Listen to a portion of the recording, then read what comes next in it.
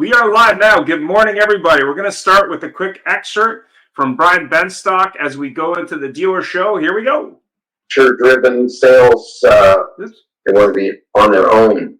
And, I've never worked for more people than since I became a partner. You work for of course, your partner. You work for and with the manufacturer. You work for and with your staff. You work for and with the Attorney General. You work for and with Consumer Affairs, and you work for and with, of course, your consumers. So I'm a servant to a lot of different masters, and I think people, when they think about being an owner and how glorious it is, and it is, it has certain benefits, but I think those of us that have been around a long time understand our servant role in serving these different masters that are blessed to serve. That Mercedes in Europe is looking towards changing the model where they're going to go to a manufacturer-driven sales channel, and then the dealerships will become their distribution and service centers. What's your opinion? Where's that going? Well, you say the manufacturers here could. What are you talking about? It's the same manufacturers. And in fact, I was blessed to speak for Spain's version of NADA about 4 weeks ago in Spain. And you said it could come to Europe. It's already there. Mercedes-Benz has all but taken over the dealer body there, using electrification as a way to circumvent the franchise system there. And the franchise system there is arguably much weaker than the franchise system here. And I've spoken to dealers here that are pretty cocksure that can't happen here. And I wonder if in fact they're right. I do believe in many states the franchise laws are stronger here than in Europe, and I certainly don't know enough about the European laws to make that statement, but I perceive that the franchise laws here are stronger. But I look at the amazing and incredible job that Elon Musk has done circumventing, piercing the franchise laws here, and I think many manufacturers will use the path, the trail blazed by Mr. Musk to circumvent the franchise laws here in the states that they can do that. So that's a quick video. If you wanted to know his thoughts on electric cars, there's some interesting video there as well. But let's get into the show. So let's start with our trailer reel. Here we go.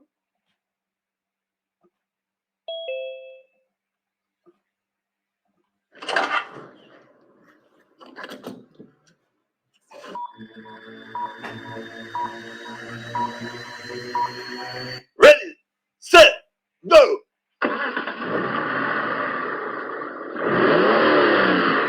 Coming to you live, it's the AutoHub show with Ian and Jeff. Here we go. Who said you can't teach an old dog new tricks? Hi, I'm Gail Rubenstein, the founder and CEO of a company called Retail Resilient, social selling for the car industry. And we help auto dealers, auto agencies, and vendors in the auto industry sell more cars, service more cars, and make more money using our social selling strategy. That includes TikTok, Instagram, Facebook, LinkedIn, and anything else you can think of. So if you're looking to invest thousands and make millions, we're definitely the social selling company for you. Like I said, who said you can't teach an old dog new tricks?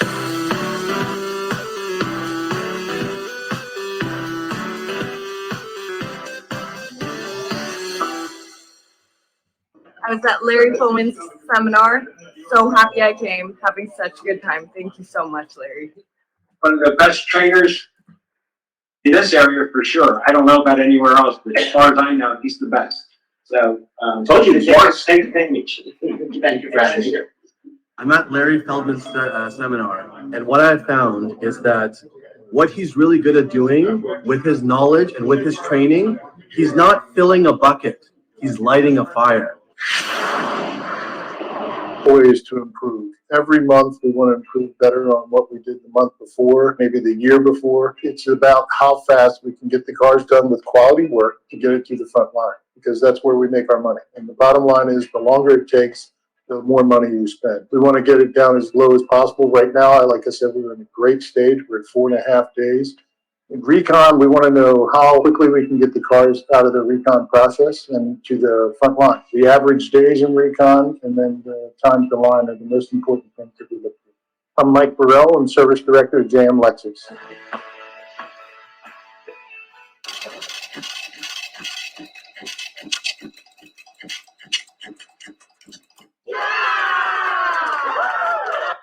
And good morning. Just so that you know, we will be broadcasting from the Rapid Recon booth at NADA. It's booth 6001. So if you are going to be at NADA, definitely come by. We will be doing interviews in our ambush interview style, and potentially, depending on bandwidth, streaming. There is some supposedly bandwidth issues. We don't know yet, but that's the plan. So I picked a few books. The Art and Science of Running a Cardio Ship by Max Zanin, and we've had him on before. The American Cardio Ship, which was kind of an interesting historical throwback one.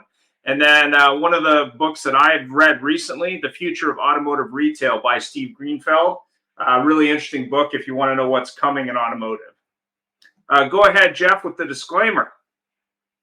Okie, good morning, everybody. I do have to say that last picture was probably taken 2 months ago in Cuba from the American car dealership there, because that's the stuff they sell. But thanks for joining us. As usual, our disclaimer is, of course, that the views and opinions shared today are those of our guests, and not necessarily that of the AutoHub show or Ian and Jeff. And of course, many a times we do agree, just on the controversial stuff. We're going today into the 2023 Automotive Dealer Show to talk to dealers about what's happening in the auto industry right now. And as said, we're going to be at the Rapid Recon booth 6001, be broadcasting at NADA in Dallas for anyone who's going to be attending. So go ahead, Jeff. Well, we got a really good group of dealers on today, and we're very happy to have a dealer show. It's tough getting dealers all together at one time. The AutoHub show is about dealers. It's for dealers, and to share the views of some very sharp dealers is a real thrill. And joining us today is an eclectic group from all over the Canada, U.S., etc. And first of all, we'll go by distance. We have Mike Dorazio is joining us from Carlisle, Pennsylvania. Mike, introduce yourself. Tell us about your business, and once you do that, I lost my call for you. Answer this question for me. In 2023, I have to, meaning you have to, do what? Well, thank you for that. My name is Mike Dorazio. I own a small dealer group here in central Pennsylvania. We have 2 Mitsubishi stores and 4 pre-owned stores. We also have an auction in Gettysburg, Pennsylvania called Freedom Auto Auction. Started the company 10 years ago with 1 employee, and here we are this morning with 204 employees. So it's been phenomenal growth, and I've been in the car business for a little over 30 years. Started right out of the Marine Corps and just worked my way up the old-fashioned way through the ranks, and ended up being a dealer principal about 10 years ago. What I would say in 2023, I have to hold everyone accountable and in my organization. And that starts at the top. The fish stinks from the head down. So holding myself accountable to my own standards and what I think should be done on a daily basis, that's what I need to do for 2023. And thank you for inviting me today. Well, thank you. That's a very good point. I really quite like that. One thing you never hear a lot about in the car industry is someone that says, I got to hold myself accountable before I hold everybody else. It's usually, we'll just leave it at that. We're going to go to the opposite end of the continent. Joining us from the Sprocton Metropolis, one of my favorite lines of Comox, British Columbia, Canada, on Vancouver Island, is Carson Grant. Carson, please introduce yourself. Tell us about your business, and then answer that question. In 2023, I have to, other than handle shortcomings on your new building. Yeah, my name is Carson Grant. I'm the managing partner and dealer principal for Comox Valley Dodge in Comox, British Columbia. We just moved into, we purchased the old Canadian Tire for the guys down in the States. It's kind of like a Walmart or a Walgreens. It's a massive 50,000 square foot indoor showroom, and we're having some fun with it. Definitely different than most dealerships out there. A different business model, but We're continuing to push forward here. November and December were probably one of the most difficult times of the year, especially since COVID. But you know, we just needed to make a few adjustments. Question in 2023, I have to be persistent, positive, and proactive, leading by example, having boots on the floor, and working with my team.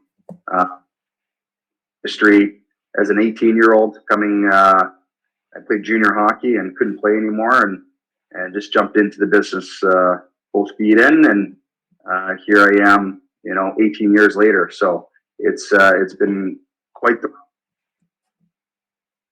in with the Trotman Auto Group, who have 12 stores, and all within here in BC. And yeah, we're just ready to have some fun, shake some trees, and have some fun, and build a great team here. So thank you very much for having me today. Well, thank you. I have to say, any of you there, connect with Carson on LinkedIn. They're very community oriented, and in fact, the typical car dealership, community oriented on steroids.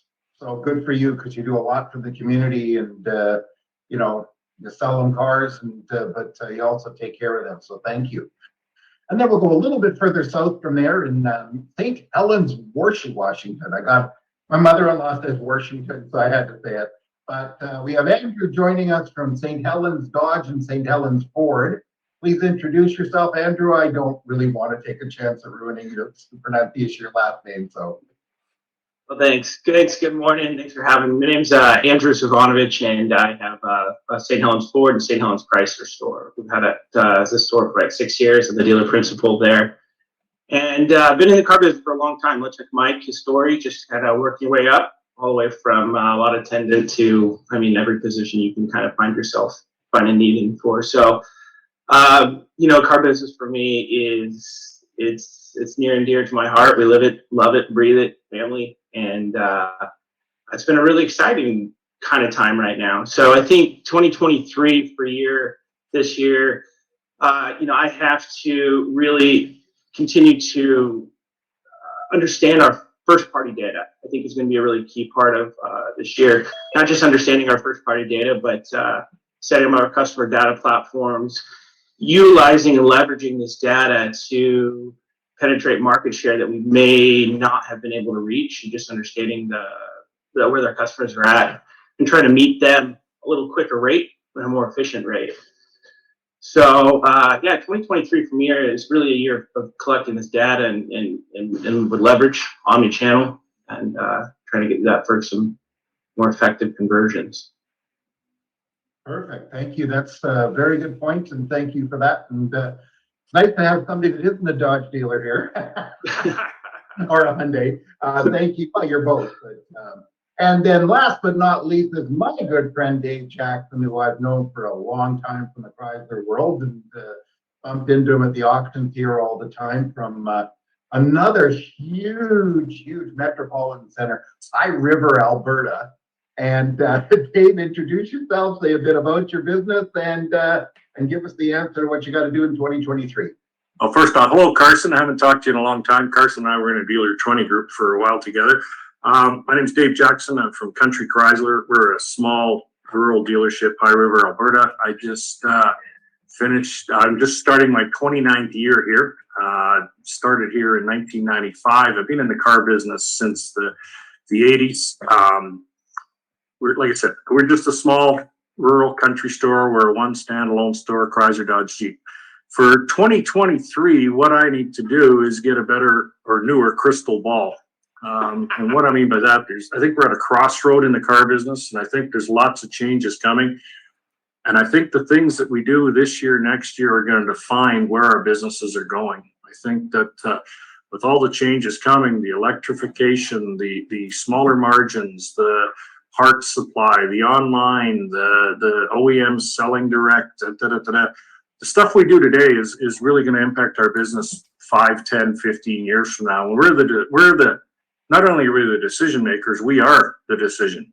And I think we have to make the right decisions. So I think the more information we can get through programs like this, through reading through everything. I mean, NADA, used car shows, everything. I think we really have to absorb the information and figure out what our OEM is doing, as opposed to what, like we hear the Ford guys talking, we hear the Mercedes, we hear everybody talk, but I think we really need to know what we're doing and where we're going. And like I said, Carson just built a new building. I don't know what he did for electrification. Did you put the standards in for electric or I think we need to talk to lots of people and get lots of information. Perfect. Well, it's funny, Alberta is very much like in the South and Texas, et cetera, an oil-based economy. And unfortunately, I had to go to Calgary for a funeral a week ago there. And there weren't a lot of electric cars running around. There were more charging stations than cars. And out here, of course, there's lineups for the charging station. But I do have to say that that Ram's got a heck of a thing when they introduced that new truck that might get some of those farmers and ranchers going along. I heard about the thing where that'll follow you along so you can do your fence posts while you're out in the back 40 there. So yeah, and you can use it as a planter when you run out of power in the back 40. You're in Alberta, you can have giant solar. I'm in Alberta. I can't promote electricity. Come on. Oh, we know that. Ian, you're next. You forgot to mention. Keep my mouth shut on this one. Jeff, you forgot to introduce John. John, say hello. Hi, I'm John Napoleon, Carson City Hyundai. Had the store. I'm the dealer principal from 2018. 38 years in the car business. This is just a small single point Hyundai store near Lake Tahoe. For 2023, I think the most important thing, I think the other guests have summarized it really well. And on that, I think we really have to understand the used car market. It's ever changing, but it's the most important part of every dealership. And we all have to be able to embrace the changes that are coming in 2023. And it starts with our used car department because it touches all the other departments in the dealership. Rock and roll. There's talk everywhere on how things are rapidly changing. That's no surprise to anybody. What are you seeing changing, or how are you seeing changes? So let's start with Andrew on this. I think John really was a great point on the used cars. If we want to touch rapidly changing used cars or volatile market, we see customers coming in at a lot of different places. I think last year, a lot of us saw some of our analytics change. We had a lot of new users coming to our sites. We had some opportunity. New car inventory was down. So, if we had some opportunity to take in some new conquest customers, I think.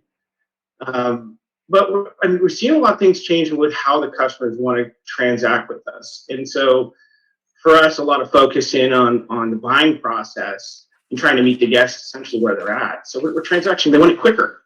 And I think rather than just sending them to a digital retailing tool, continuing to meet customers and helping them through the buying funnel that keeps them into our buying funnel, as opposed to pushing them off into another third parties or another dealers, is a change that we're seeing rapidly. So used cars are definitely a big one for us, right? Understanding that and using the market data that we have.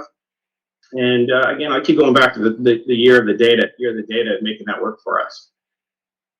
Great thoughts. Actually, on the show last week, we had someone say, what the customers want, not what dealers want, was one of the quotes from the show.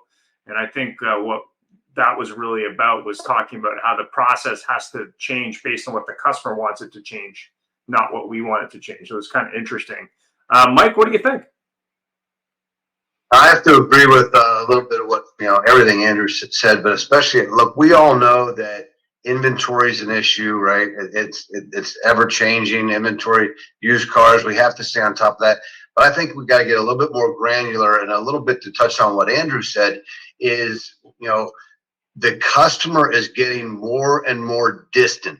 And when I say more and more distant, I go back to like 1989, when the only way to interact was either to walk in the store or to make a phone call. And those are the only two ways to interact. So we need to find out, where are these customers at? And it's getting so diluted with all the different digital, social, OTT, SEO, SEM, and you're kind of like doing all this guesswork out here on how do you interact with that customer, right? How do you pull them into that funnel in order to pull them into your process?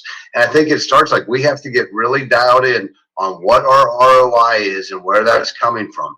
Is it kind of, what are we doing with social? I mean, social's blown up. It's been blown up for 10 years, but especially right now, I think that you have to get really diverse in your marketing strategy to find out where those customers are and where are they interacting, because everybody has a different way to interact these days. It's a little bit of what Andrew said, bringing them into that funnel, bringing them into that process. But what lakes are we going to fish in order to get them to come into our funnel? Hey, guys, would you mind if I jumped in real quick? Yeah, go ahead. Hey, Mike, I sold my store 11 years ago, so I'm unfortunately a former dealer. It's probably why I'm smiling and look happy at these days. I want to tie into what a couple of you said. Well, Carson said a key word, which was fun, and I think it was Andrew or John said about making it shorter. Well, here's what's so interesting. We could have had this conversation 30 years ago, because the number one complaint is never we cheated them, we were mean. It's always how long it took. And if you're not having fun, you're never going to be successful. Every one of you is smiling. Nobody's on being grumpy. So I think I understand now this is not meant to be self-serving, Mike, even though we're neighbors, just saying. I'm a trainer and recruiter. I find people and I make them better. But the real key to all this, in my humble opinion, is getting with your people and making sure the customer is having fun and making sure the customer understands it's going to not be a drawn-out procedure. Because I don't know if I got more money or less money than the guys on, but I got a couple bucks, and I made it all by making it fun and by prospect. I never understood the guys standing around waiting for somebody to come in with an ad in their hand. I'm going to 9 dealers, you're number 4, don't get excited. It's all about bringing your own people in and working them. You're all successful, so you all understand what penetration is and how much money you lose when they go to a tire place instead of your service center and you never see them again, and how you lose the repeat deals. So I've been on about 1 million of these shows, and I'm now the mentally defective third wheel for Ian and Jeff. But I think now more than ever, we need to get with our people. We need to work with them one-on-one. It's like a dog. When you point, the dog looks at your finger, not where you're pointing. They got to understand what we're doing, how we're doing it, how important, not our customer base, theirs is. Because I don't care what ad you put in or what you do or how you do it, it's still not going to be effective as a guy that works his church, his synagogue, his mosque, his school, the people that teach his kids. So we need to make it fun. You're right. We need to make it timely, and we need to work with our people to make them an even greater resource. Great thought. Carson, out of the old Canadian Tire, what do you think?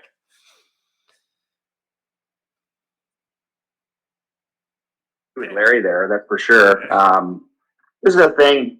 I think, there's a lot of things that have changed, and they've changed rapidly. The market's changed. It's got Canada, the incentive programs, interest rates have risen. The buyers, they are the only ones that hasn't changed. Now it might look like they've changed, but they really haven't. And I think that us as a dealer, and I'm just speaking for myself, is things when difficult. And this business is such a simple business. And if we just be ourselves and just stick to our process and the things that have made us successful in the past, it's going to happen. It's going to happen. And that has to bleed over to your people. And just to touch on Larry's comment, 40,000 square foot showroom. And I'm like, okay, when we first came down here, we're trying to put the pieces together, literally coming out of a 12,000 square foot broken down gas station and coming down to this place. I said, obviously our process is going to change. Now our process changed as we're just in a bigger area. And so it started, we started feeling that, okay, just seems more of a warehouse and not a showroom. So we tightened things up. We, made a closing pit, a sales pit. If you've got a customer, you're going into the closing pit, and it just tightened everything up. And as soon as we did that, you know, I've always been a believer in movement creates energy, and energy creates opportunity. And that's just the way that I am, you know. And I'm very rarely up in my office. I'm down on the showroom with my guys, and you know, talking to customers and doing appraisals, you know, playing with kids. It doesn't really matter. It's just trying to make that experience for customers. And if we make it, you know, easy for them to do business with us, that's all our job is. And I think that, you know, a lot of dealers, and not going to say anybody specifically, but a lot of dealers out there are afraid of this, what's coming down the pipe. And to be honest with you, you know, this business has been so resilient. And in the past, we've been through so much. You know, in 2009, when we didn't have any money, you know, we've all been through it. And that's the thing, is that we've been through it, we got through it, and now, you know, we saw the benefits of bouncing back. It's no different right now. The business is there. The business is there. It's just, are we doing the right things to capture that business? A lot of times, you know, I you know, question, okay, maybe we're just overthinking it, and we just need to keep things simple, stay staff, and investing in our staff. I think that's the biggest thing too. A lot of dealers are kind of on the defense, and I'm the complete opposite. I'm on the offense. I'm cranking up my advertising. I'm cranking up my marketing. I'm cranking up, you know, just my training and being with my people through this, and staying positive. You know, positivity is the biggest thing that we need to keep on pushing forward. Especially being a dealer, I know that, you know, I've got 55 employees. 55 employees are looking at me on my body language every single day. Am I bringing it every day? Am I showing up on time? Am I the first one in? Am I the one that's leading my team? And if I'm leading my team with a positive attitude, it's just going to bleed over to them. You know, if I'm focusing on the negatives, it's also going to bleed over to them. So that. Thanks, Carson. Dave? We know you don't have an opinion here. No, you know what? I mean, as Carson's point, our interest rates are going up. We've got inventory. We've got lots of inventory now. And I think, you know, we're seeing a switch, you know, from customers from near and far, just you know, buying anything. If you had it, you sold it. You know, there were certain vehicles, if you had it, you sold it. Well, now we're back to selling cars again, and just getting the message out that customers aren't looking for the best price; they're looking for the best value. And it's up to us and our people to create value, whether it be in parts, sales, service, wherever. We just have to create value on what we are doing. And like I said, our processes, everything we do has to create value. And that's what we need to project to our customers, that we are a value store. John, did you have any thoughts on this? No, I like what everybody's saying, and the customers, well, they haven't changed. Because there is inventory and because of interest rates, it's taken them a little longer to make a decision. And because of the velocity we had over the last couple of years, when everybody was panicking and thought the car was going to be sold out from underneath them and making quick decisions, they are taking a little longer to make a decision. And we have to make sure our staff realizes that and make sure that the follow-up doesn't end, because the process is taking a little longer because the customers are a little more hesitant right now. Thanks for that. Jeff? Me? Yeah, you, Jeff.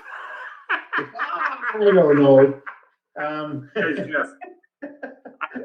was so engrossed in the conversation, I suddenly went, oh, wait a minute. So, you know, we had a discussion earlier about this, you know, about how business is, etc. And it started a little slow, and then Carson mentioned it ended last year a little bit slow. So I was going to ask, you know, how is business today? But I'm going to use the second half of my question. Dave touched on it here a minute ago that somebody came in and said, you know, what do you got? I'll take it. And now, what are transactions looking like today? And I'm going to actually go back to Dave just because I mentioned them. So what are your transactions looking like today? Because we know, you know, a year ago it was like, I'll take it, give me it, whatever it is, here's the price, sure, how much over, sure. What are they like now? Well, I think probably right from the lead's coming in.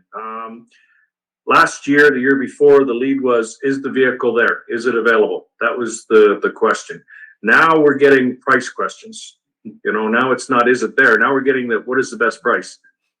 So we're seeing that transition from, yeah, you've got the vehicle to what's the best price. We're starting to see that transition a little bit too. We're starting, as Larry said, hey, I'm going to 9 dealers, you're number 4, don't get too excited. You know what? We need to kind of make sure we're number 4, and that's it. There is no number 5. So we're seeing a shift in the way the leads are coming in, the questions. I mean, to my mind, there's only 5 basic questions you can ask on a lead. Is it there? What's the price? When can I see it? Do you accept trades? What's the interest rate? But now we're getting more of these leads that are focused more on price. We're getting back to that now, like we had back in before the pandemic. So that's just my feeling here. That's just something I've noticed here. Now, I don't know about anybody else, but. Great, thank you. Mike. One thing that I'll add is I think that what's changing, and you guys touched on a little bit, is we just got to get a little bit more dialed in. And I think we have to get back to the customer experience. We have to get back to making these guys feel like $1 million. The staff across the board, when they're calling up and saying, is it available? And they're making it easy for us. We got lazy. We forgot about the customer experience. We forgot about that wow factor, right? So I think that's one of the things that we really need to get back to.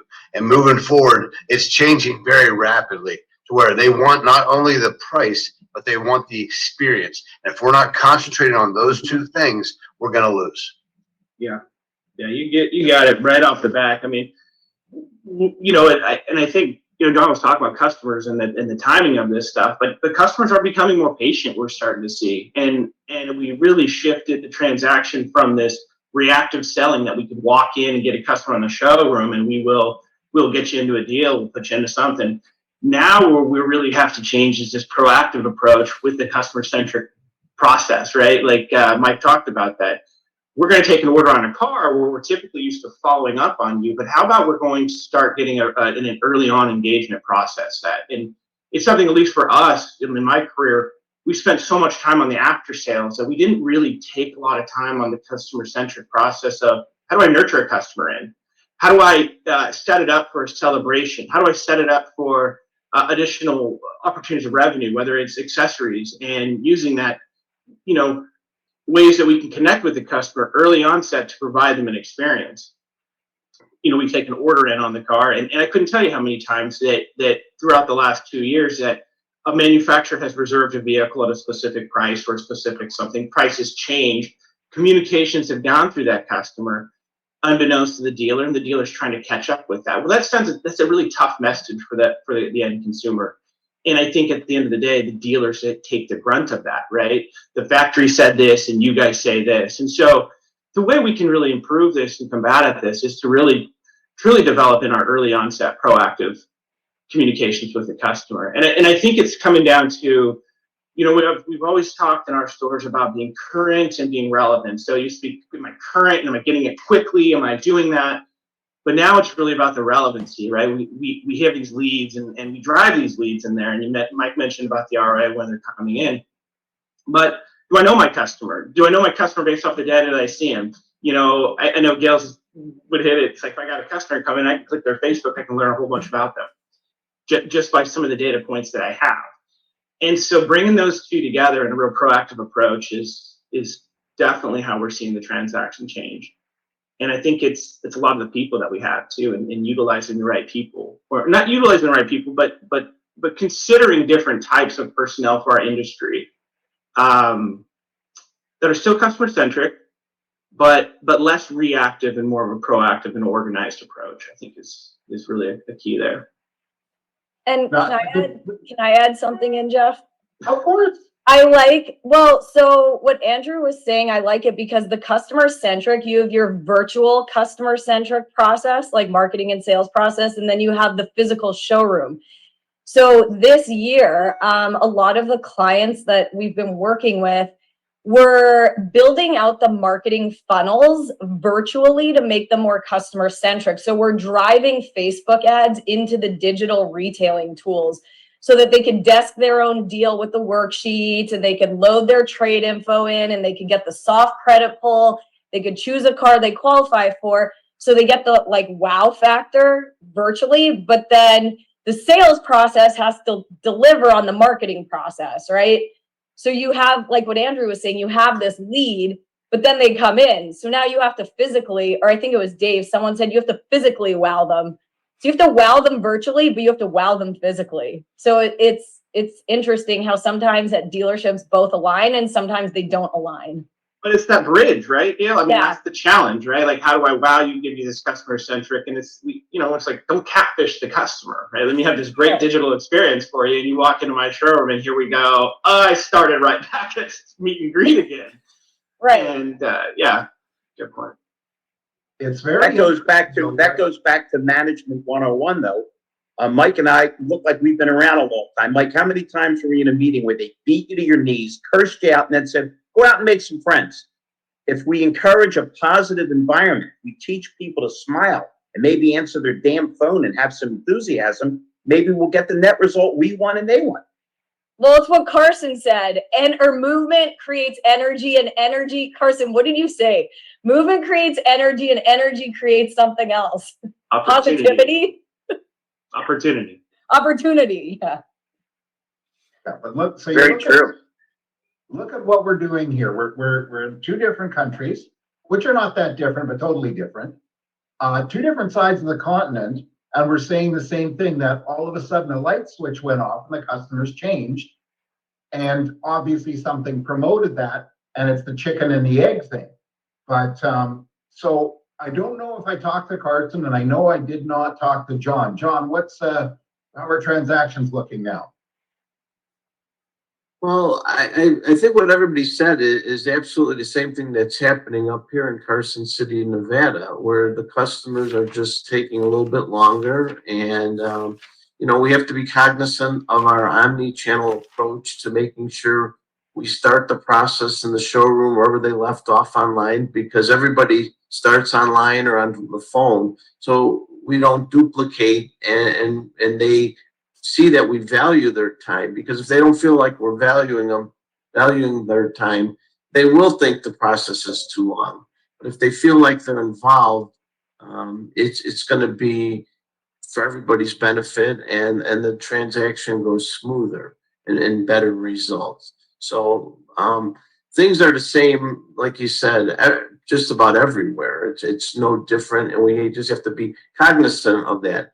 And as it appears from this group, most of us are smaller, so we are nimble and we can change quickly. That's what I like about being a small dealer. I could change today, I could change tomorrow, but a lot of the processes never change. It's just being aware of them and making sure staff understands what they are. Perfect. Carson, did I call on you for this question? It's all good. I'm gonna be super blunt because that's who I am. I think in the last year and a half, 2 years, we've gotten fat. We've gotten lazy,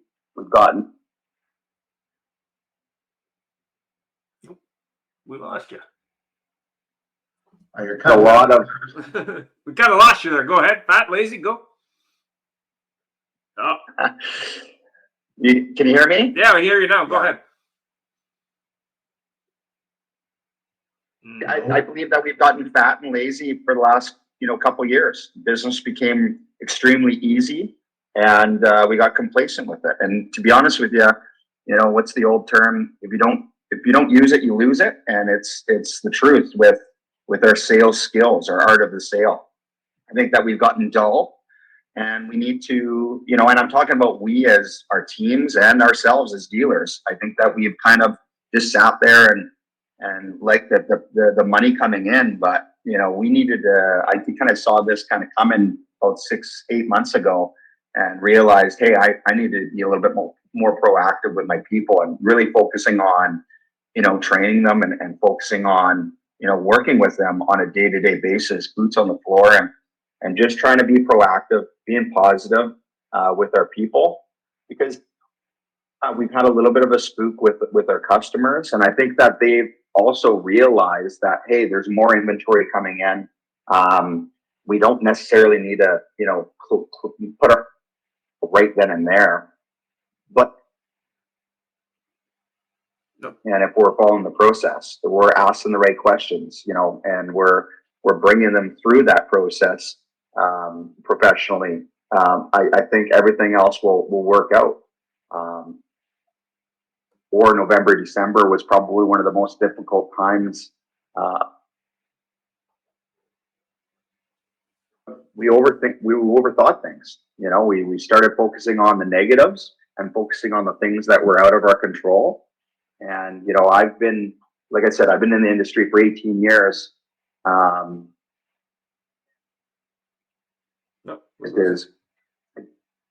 got the right attitude and you focus on the things that are in your control, everything else will take care of itself. And I think we're starting to focus on things that are out of our control or things that haven't kind of produced yet. It's such a negative spot that, it's hard to get out of that mindset. And, I just try to avoid that as best as we can. Obviously we need to be aware of budgeting, but at the end of the day, like I said, forward as best as we can here. Thanks for that. Guys, can I just jump in for 1 second there? Go ahead, Peter. And Carson, you're just cutting in and out a little bit. Go ahead. I've been doing this for over 4 decades, and one of the things that I'm repeating and hearing everywhere I go, I was in 15 dealers last week, was everyone is starting to get scared by price, by interest rates, by inventory, by everything. In the last 40 years, we've experienced all those issues, and for every single year I've been in this business, everyone talks about price and interest rates. Everyone's scared of it. It hasn't changed. What we've done in the last 3 years is we've gotten COVID drunk by lack of inventory and people buying out of absolute necessity and paying whatever we ask for them. Now we got to go back to the basics, create the frictionless experience for the customer, use every channel, stop repeating everything that is in a repetitive process that just doesn't make any sense. Clean up our acts and give them the utmost customer experience. I worked with a dealer group for a number of years where we were the highest gross profit dealership in the brand, and we were also the largest volume. How did that happen? Because we gave the customer the experience that they were looking for and expecting from that brand. This is what we have to do. And it doesn't matter if you're selling a $20,000 entry-level car or you're selling a $200,000 ultra luxury. It's the same basics, and we have to get back to it. Great point, sir. What do you think is the biggest area of exposure today? In terms of risk. I've asked lots of people this question over the last little bit. I've even did a poll on it. What do you think is the biggest risk as we roll into 2023, other than politicians misbehaving? Mike, what do you think? Oh, look, there's always a big risk no matter what you do. I'm going to risk my life when I walk out here and get in my car today. So I think that you have to really take that, with a grain of salt as far as it being risky. I think our, car business is no different than that, right? Every business is risky. We know that and that's probably what attracted us to this, is because of those highs and lows, right? I think our biggest exposure is really just complacency. I think we've gone through, the last few months, we've already been exposed. Like the high interest prices, or high interest has gone up. Used car prices have, we were overpriced on everything, right? And if you didn't manage your inventory properly, if you weren't going through that turn, if you weren't pulling towards the lower end pricing and getting rid of that heavy stuff, then you've already suffered the consequences of being exposed. I think honestly, the worst part of that is over. And now it's just getting back to the basics, getting back to those fundamentals of inventory management, right? And because I think that's where we're going to lose the most if we lose anything, is just letting your inventory get out of control. Thanks for that. Andrew, what do you think?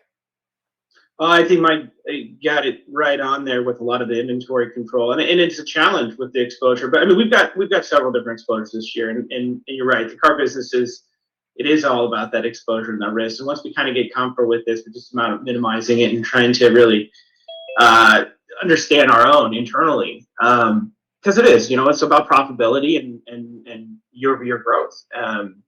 But inventory management is going to continue to be an exposure for us, and particularly because it's really unknown and it's a challenge to follow and order and maintain inventory levels and be really cognizant about your turn rate, especially when you have a abnormalized expense or expense structure due to rates. And I mean, I know a guy who had $5 million in inventory and then went up to 20 million, and when our US prime went up almost three points, that's $1 million a year in servicing. And so when you really look at that with how do you project out to keep your, some of these guys are seeing double X return on sales, and what's normal going to come through on the exposure. And then of course we've got the step TC exposure coming through that I think a lot of us, at least down here in States, are, we have to be aware of how we process, how we store data, how we protect our third-party vendors, some of the new agreements we need to do. I think that's a big exposure that we have. And then the final exposure we have is a large investment into the EV infrastructure, with again some unknowns in terms of how we project on ROI on those infrastructures. So for some smaller people, it's a little scary. If you got two brands and you put two different chargers in, and one brand doesn't want the other charger, and you're running different power to two different parts of your lot, it gets expensive, and inventory allocations unknown, truly, on some of these brands. So some pretty good exposure, but also some pretty good opportunity, I think, for a lot of us. Thanks for that. Let's go to Carson on this. What do you think? Oh, I think we lost you. We're having audio with you problems, Art Carson. Still can't hear you. Oh. No, I think we're going to have to go to someone else. We'll give you a second. We'll give you a second to figure that out. Dave. Well, I think, I bought my first house. The interest rate was 18.25%, and I was ecstatic that I got approved and I could buy a house. You have to be in that zone, so interest rates are interest rates. Things change. I've probably got a cord here somewhere. If somebody comes in and they need to print something off on a dot matrix, I hung on to the cord. I don't know why. Nice. Things change. But Dave, you still have trading tapes on VHS. That's like with the microfiche for parts, Tape recorders. So I think, to Andrew's point, I think our biggest risk is not risk, but our biggest concern. Our interest rates are interest rates. They go up, they go down. We've had high, we've had low. Inventory levels are a definite concern. We've had high inventory, we've had low inventory. We have to find our turn rate again. We're gonna stumble a little bit here till we figure out what the proper inventory level is. I don't know about you guys, but I find if I lose money because I'm paying high interest, I get rid of my inventory pretty quick and get it back in order. It's you can dealer trade it out, you can get rid of it. I think the biggest concern that I have is the electrification costs and the risk of obsolescence on this stuff. Okay. I was talking to a company the other day, and they were telling me in some of the rural areas, the wait time for the electrical components for the transformers to upgrade your electricity and stuff, in some cases is 100 months. Okay. Some cases it's 60 months. That's 5 years. So I've got to go buy these transformers and stuff that I might not get done for 5 years. Well, where are we going to be in 5 years with this electrical process and Do we have the right, all of a sudden we buy these chargers and they switch the plugs. Like Andrew said, different manufacturers want different connections. There's all kinds of software that's going to come with these chargers where customers will be allowed to come and charge at the dealership, where you'll charge them for charging. They go on a grid, they can see that you have a charger available. They'll be able to come in and charge at your store. Do you want that capability? Do you want to pay for that? Do you want the customers to have those conveniences? I think all the other stuff, the processes, the interest, the inventory levels and all that, water finds its own level. Okay. And we all know that. And we all know how to manage that. But the stuff we don't know how to manage is probably our biggest risk. Dave, Thanks for I got that. a question for you. Seeing as how you touched on it. My belief is for the short term, for the 5 to 10 years at least, electrification is going to be more of an urban and non-urban. I don't want to say rural, because rural is obviously a self-describing one. Would you agree with that? That we're looking at strong urban centers, very dense cores for electrification, and then further out not? Absolutely, no question. But do you want to run the risk of alienating 20% of your customers, 30% of your customers, because you're not prepared for it? Sure. I'm 20 minutes from Calgary, so yeah, there's going to be a lot of people in Calgary, not so much in Alberta, but more in Vancouver's and Victoria's and Toronto's and stuff, where they're going to have a lot more vehicles. But the rural guys, you still have to be prepared. Like if all of a sudden I can't get hybrid vehicles or I can't get electric vehicles because I don't have the facility or the infrastructure, I'm cutting off 20-30% of my business. And who wants to do that? If the manufacturer came to you and said, okay, you've got Chrysler, Dodge, Jeep, Ram, ProMaster, which one would you like to get rid of? Yeah. You would say none. That's a valid You're being way too logical, Dave. In the States, in California, they don't have enough electricity to power what they have now, and they want everybody to be completely electric. But, okay, you ready for? Okay, so I was at a conference, electrical conference, and they were talking about all the electricity we use. Sorry, I'm going off on another tangent here, but all the electricity that we use is live electricity. Okay, electricity was produced an hour ago is gone. It's gone. But now when we start storing electric, you'll have a storage box on your home. They'll come in at 2 p.m.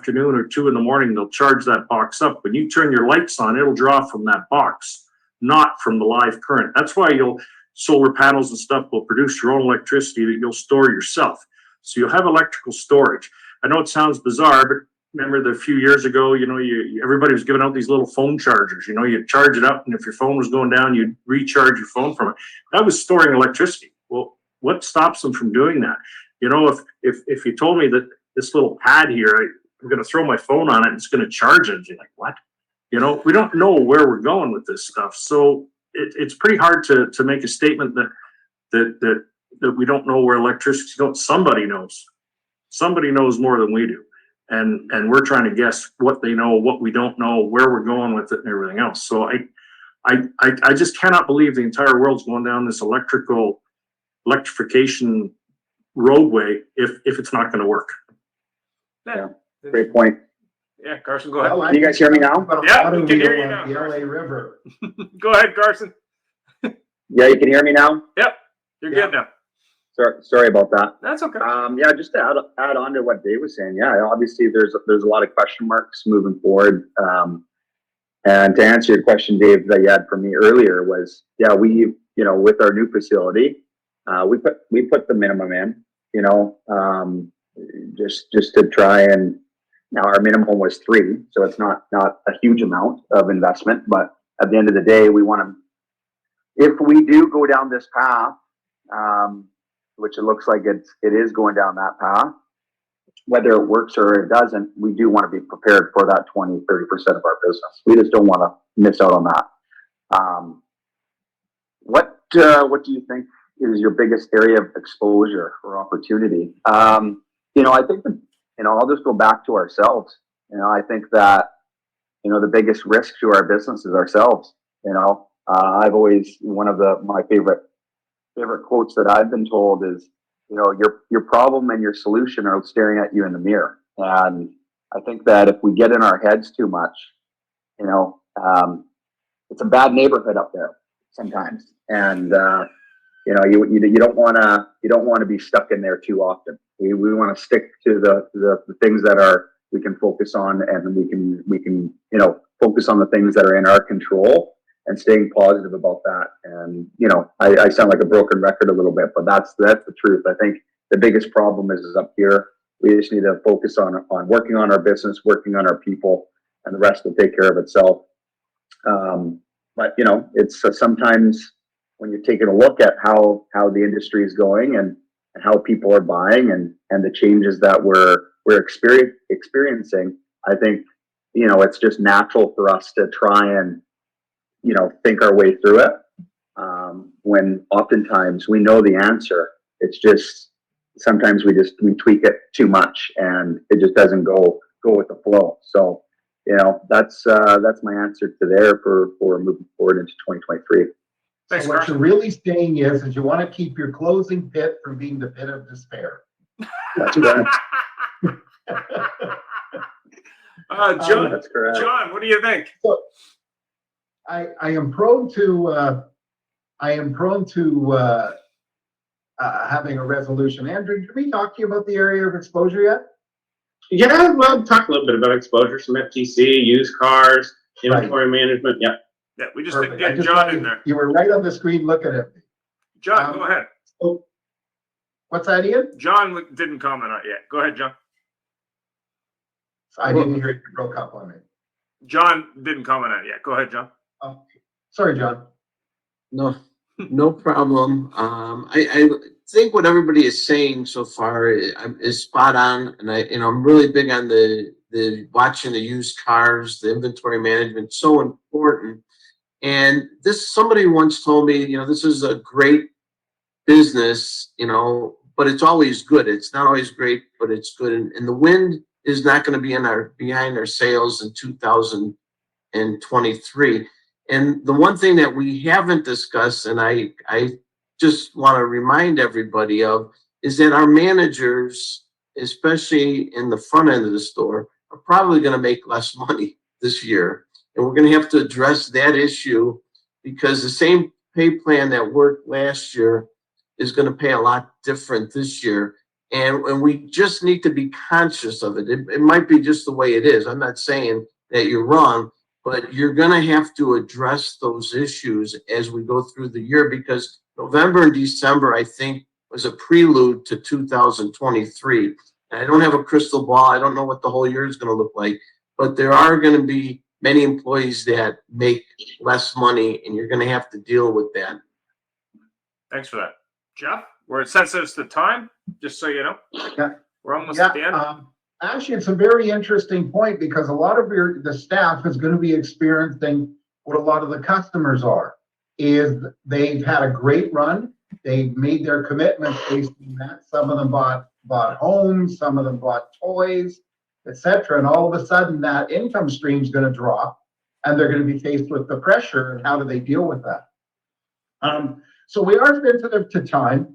So I'm just going to, rather than ask my bonus question, because bonus questions only if you have to eat up time, but everybody got such a good relationship going here.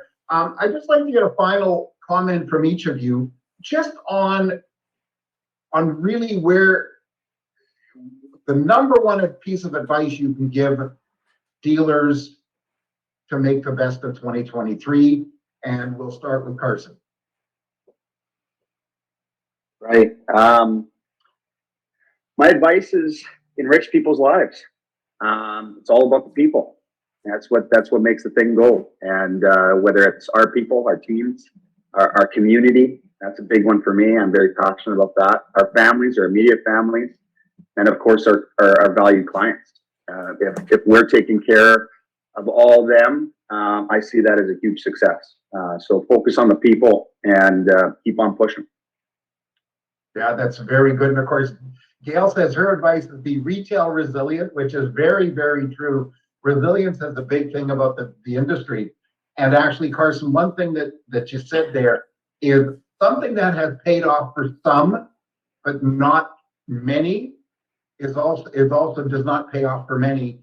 that if it should be, if I do well, it's because everybody else does well. Correct. And some people are very successful. A certain gentleman who is running a very large social media company is doing well for themselves, but everybody else is kind of suffering. But John, what's your one good recommendation you can give?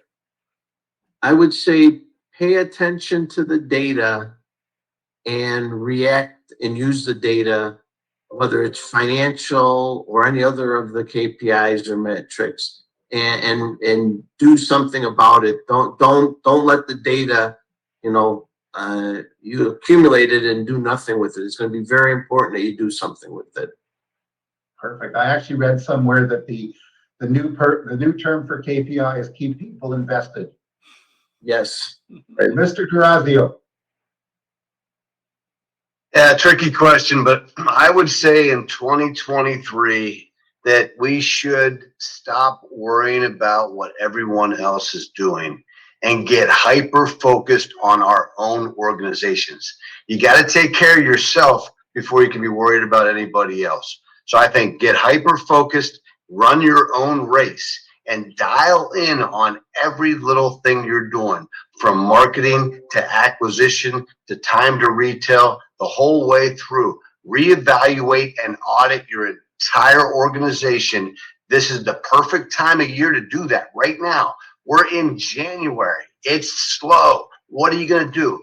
Go back and evaluate and audit your entire organization and take the time to have one-on-one conversations with every employee in your camp, because they're going to give you ideas and open up your eyes to things that need to change for 2023.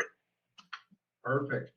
Very interesting. I had a fellow I was speaking to just around the end of December, and they're saying to me, gee, Jeff, what's going on here? You talk to everybody. You know people everywhere. Why is it slow? I talked to Bill. I talked to Fred. I talked to Jane, and they're slow. And I says, well, there's one way to create slow business.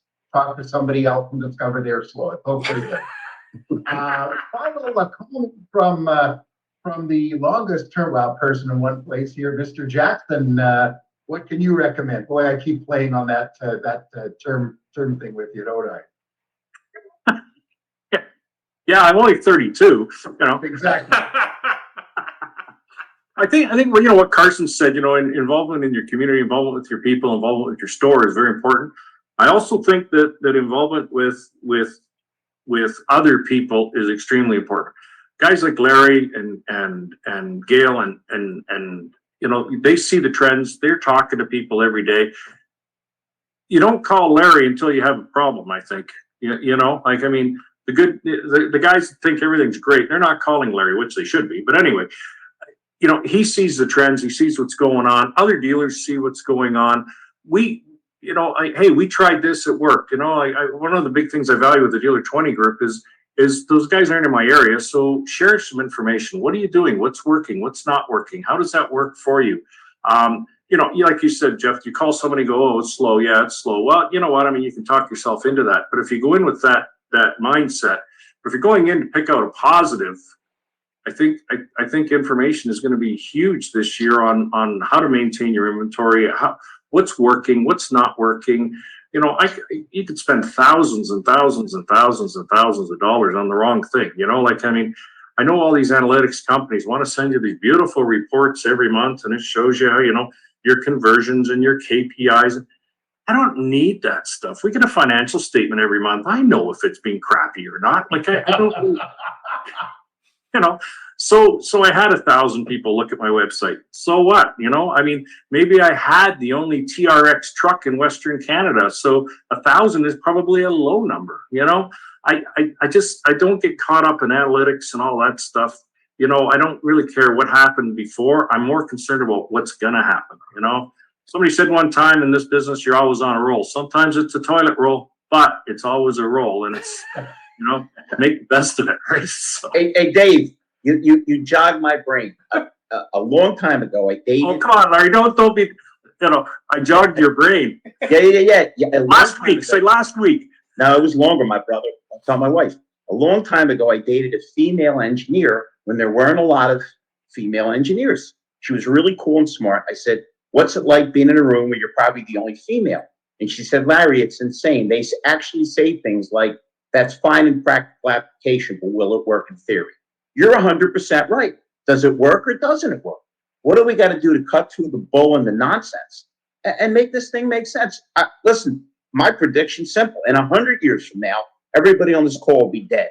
You got to get up in the morning with a smile on your face, be glad you're breathing, and go to work with some kind of purpose and mission. Good stuff. Right on. Well said. Andrew? Well, you know what, Dave, you mentioned one thing there, what you said about the 20 group, they're not in my area. Sometimes I think the car industry, dealers specifically, have two people in suits with dark glasses and earpieces. They're so worried about the giant secret that they don't want to tell their competitor about their giant secret. And yet they will go to somewhere and they'll sit somewhere with somebody from another brand and talk to them and discover that they're their best friend and they found out their giant secret anyway. So thank you all for attending. Larry, I think Gail jumped off. Peter, thanks for your input, and everybody else for attending. Thank you. Keep well. Next week is our pre-NADA show, and then we're off to Dallas, y'all. That's my line I'm using right now, y'all. So thank you, Ian. I'll leave you to close. Yeah, Andrew didn't get a final thought in. Oh. Andrew, that's your final thought. I'm so sorry. Hey, that's okay. That's okay. No problem. And hey, Liz, I think I agree with a lot of us on here. You know, I mean, one of the things is I'd say is don't be afraid to disrupt our business this year and really look at our KPIs, really adjust our KPIs from we've had some funny data coming in from orders and inventory turn, really look at those. I would definitely say invest in a company like an Orbi or a customer data platform that does give you a little bit more drill down on your analytics. So yeah, you've got 1,000 views now, but you know who was on there. And maybe the last 5 people that touched your website didn't put a lead in for two years ago. And the guy who did put a lead in on a TRX just popped back in and looked at something else that you took in a used Raptor of some sort, and you can capture them.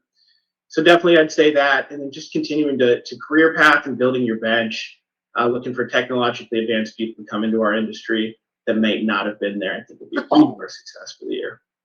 Thanks for that. Have a great week. We're out. Thanks for joining us. It was a great show, and follow us anywhere you would like on your favorite podcast, on Facebook, on LinkedIn, and of course on our YouTube, or subscribe to our own channel.